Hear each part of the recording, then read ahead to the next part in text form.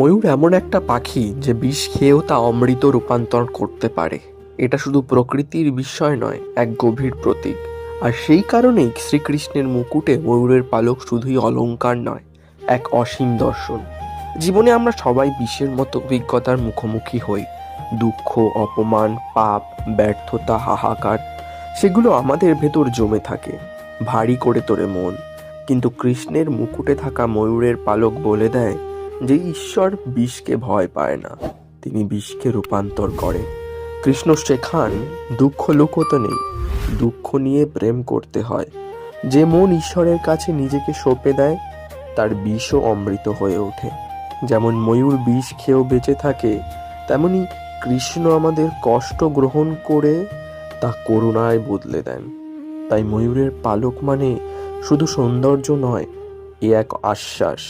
তুমি ভেঙে পড়লেও, ভুল করলেও, বিষ বহন করলেও কৃষ্ণ তা প্রেমে রূপান্তর করতে পারেন। সেখানেই লুকিয়ে আছে তার লীলার সবচেয়ে সুন্দর রহস্য।